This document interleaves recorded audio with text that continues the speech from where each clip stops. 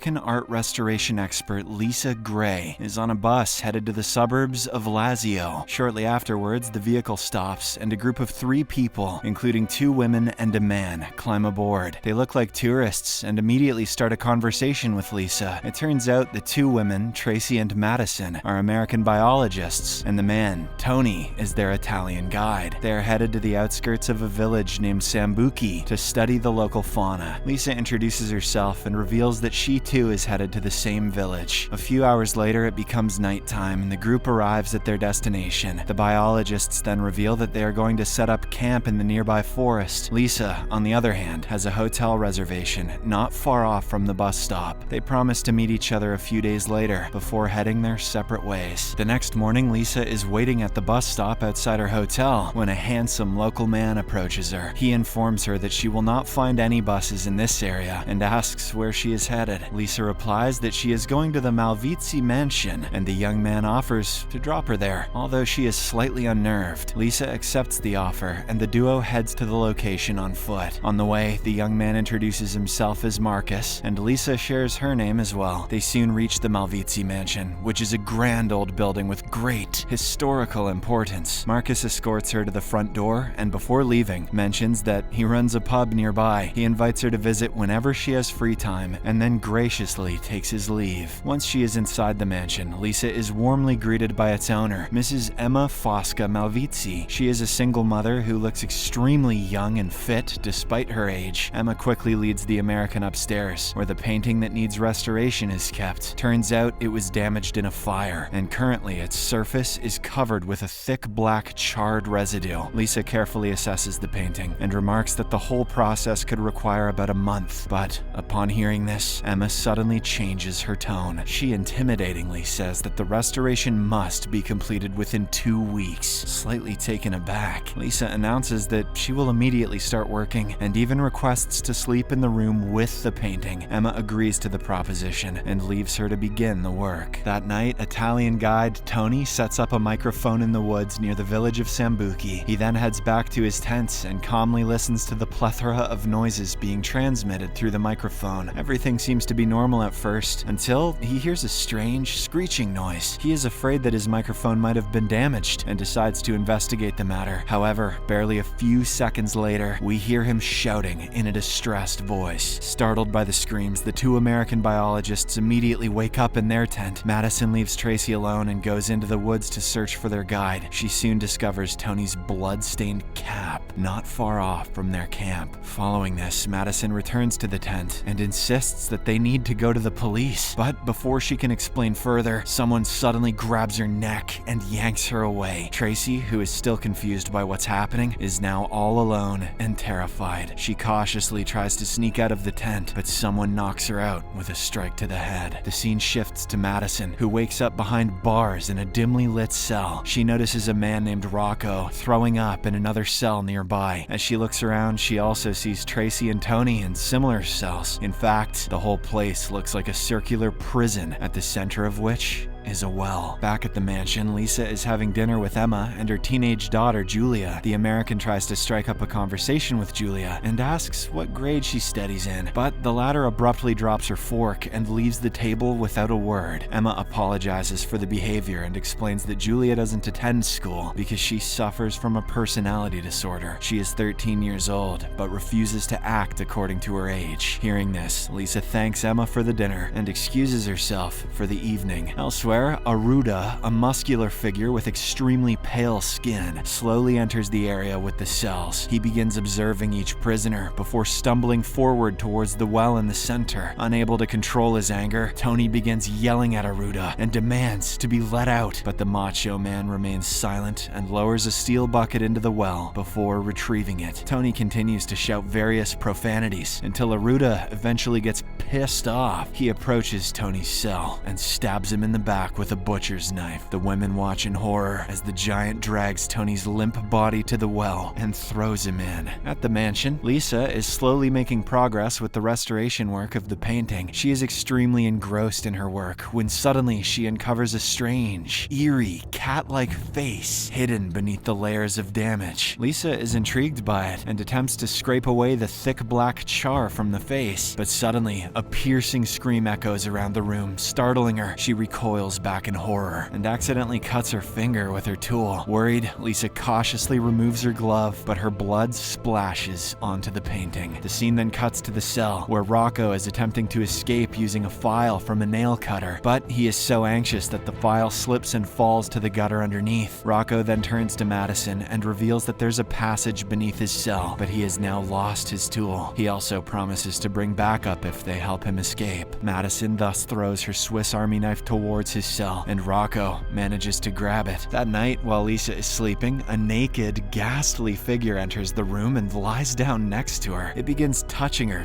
sensually, moving its hand to her neck, but it then strangles Lisa, causing her to awaken in a panic. The figure's face is extremely terrifying, and Lisa begins to choke to her death. This is when she jolts back to reality and wakes up in a chair. Her eyes quickly fall on the painting, which is right in front of her. To her utter horror, one of the figures in the painting looks exactly similar to the entity that she saw in her dream. Lisa slowly approaches the painting when suddenly Giulia arrives in the room. The teenager tells her to run away and warns that the painting is cursed. Before leaving, Giulia eerily says that if Lisa restores the painting, she will be haunted forever. Things are going even worse for the prisoners in the circular jail. Aruda arrives once more and drops the metal bucket into the well. A lean, ashy pair of arms emerge from the shadows and grab the bucket in the bottom of the well. Whatever creature is living there slits its forearm and drips a large amount of its blood in the bucket. Aruda then pulls the vessel back up and sets it aside before heading to Rocco's cell. Madison realizes that if Rocco dies, no one will be able to get away from this hellhole. In an act of valiant sacrifice, she starts taunting the behemoth. The plan works, and Aruda starts approaching her cell, but then he brutally peels the skin off Madison's face before throwing her into the well. Solid plan, Madison. Meanwhile, we finally get to see the creature that lurks in the darkness of the well. It is a disfigured, ugly, pale ghost-like entity which feeds on Madison's intestines. Back at the mansion, a disturbed Lisa has a conversation with Emma about the painting. She unwittingly reveals that Giulia had told her some rather unpleasant stories about the painting, but Emma brushes off the claims, claiming that Giulia regularly makes up strange fantasy stories in her mind. She also urges Lisa to focus on her work, reminding her that according to the contract, any delays in delivery will result in heavy penalties. With the mounting pressure, Lisa takes some antidepressants before going back to work. She is about to get started when suddenly she hears someone crying nearby. She cautiously goes to investigate, only to be horrified by the sight of Madison, severely injured and crying in a bathtub. Overwhelmed with fear, Lisa runs out of the room and collides with Emma. This shatters the illusion, and Lisa notices that there is no one else in the bathroom. Emma is extremely angered by her frequent breakdown and warns her that if the work isn't completed on time, she will regret it. Meanwhile, in the prison, Rocco has finally managed to open the grate that is covering the entrance to the gutter. He is ecstatic and attempts to enter it head first, but suddenly, something horrifying happens. A lean, pale pair of arms grab his neck and begin peeling the skin off his face. The ghost-like entity then kills him instantly before devouring his flesh. Elsewhere, while Lisa is tirelessly working to finish the painting, she is visited once more by Giulia. The teenager reveals that the painting was created in 1493 and depicts her mother performing a human sacrifice to summon a monstrous being named Guron. Once the monster appeared, Emma trapped it and ever since has been using its blood to stay young. She adds that if the red moon shines on the painting before midnight, the curse will renew for another 500 years. To prove her point, Giulia then reveals details about the last 3 victims captured: 2 girls, 1 black and 1 with blonde hair, and a guy. The description matches exactly with the 3 tourists that Lisa had met on the bus. Giulia then leads the American to the location where the prisoners are being held. As they approach, they see Aruda unlocking a door and descending into the basement. But right then, Emma calls for her daughter, so the teenager reluctantly leaves. Determined to help the captives, Lisa arms herself with an iron iron rod and cautiously heads downstairs. She slips through a door and follows Aruda to the basement. Lisa then watches on as the behemoth enters the cell room, but accidentally knocks over metal rods, which makes a lot of noise. Fortunately, she hides beneath a nearby table before Aruda arrives to investigate. Lisa then catches a horrifying glimpse of severed hands and legs, crawling with maggots from her hiding spot. Aruda, on the other hand, assumes the noise was caused by rats, like any good NPC, and heads back into the room. Shortly afterwards, Tracy freezes in terror as Aruda approaches and unlocks her cell. She bravely strikes him and tries to escape from there. However, she stumbles on the stairs and ends up losing consciousness. After a while, when Tracy wakes up, she finds Aruda standing over her with a red-hot knife. He presses it against her face, burning her skin without any remorse. Then he lifts Tracy up and slowly lowers her into the well. At this critical moment, Lisa uses the iron rod to smack Aruda's head from behind. The behemoth falls down and gets temporarily knocked out. Lisa uses this opportunity to pull Tracy up from the well, and the two make a run for it. Meanwhile, Aruda slowly regains consciousness and surveys the scene. He notices the open passage in one of the cells, along with Rocco's half-devoured body. To his utter horror, he realizes that the demon who was captured in the bottom of the well is now free. His fears are confirmed when he turns around and sees the ghost-like pale figure standing right in front of him. It is revealed that this is the demon Guron that Emma had imprisoned centuries ago. The monster then brutally attacks and feeds on Aruda's flesh. The scene shifts to Tracy and Lisa, who have managed to reach outside the mansion. They are relieved to find Marcus there, but in a shocking turn, he shoots Tracy with his bow. He then threatens Lisa to enter the room with the painting. Inside, she finds several people gathered, including Emma and the ugly creature that had tried to choke Lisa in her nightmare. They are holding candles and waiting for midnight to arrive. Emma then instructs Lisa to finish the painting before the clock strikes 12. Reluctantly, Lisa resumes her work, and as she does so, Emma's image is revealed on the canvas. Marcus's face is also painted right next to Emma's, and they start chanting. Everything looks doomed, when suddenly Giulia bursts into the room with a candle. She orders everyone to step back, or she will set the painting on fire. The teenager then goes on a rant and accuses Emma of trapping her in a little girl's body for centuries. Her words expectedly enrage Emma, and she commands Marcus to kill her. But before he can act, Lisa hurls the cleaning solvent onto Marcus's face. Upon seeing this, Emma lets out a furious scream and shoots Lisa with an arrow. Just as Marcus moves to finish them off, moonlight floods the room. It touches everyone, transforming them into their true aged forms. One by one, they wither and curl up into balls of dried flesh. Lisa and Giulia watch on in horror as Emma rapidly ages, crumbles into ashes, and vanishes. Then, Giulia also begins to change, and we see that she is actually much older than the teenage body she was captured in. She bids farewell to Lisa before disintegrating into ash. Now all alone, Lisa, who has had an arrow in her abdomen, stumbles towards the door and tries to leave. Her exit is soon blocked by Guron, who heads straight for her. Lisa quickly slams the door shut, but the demon begins furiously pounding on it. Desperate, Lisa approaches the painting and starts scrubbing away the section containing the chant. Just as Guron breaks through the door, she begins reciting the chant from the painting. Surprisingly, this causes the demon to let out a deafening scream. My name is Guron! Before collapsing on the floor. The scene then shifts to 30 years later, as Lisa is seen in the mansion, still as young as she was when she first came to Sambuci. Downstairs, we see a team of doctors and Guron, still alive but bound tightly to a bed. Lisa approaches them and coldly instructs the head doctor to increase the production. The latter obliges and injects a syringe into Guron's throat, provoking it to let out a blood-curdling scream. It is obvious that Lisa used the chant to trap Guron, and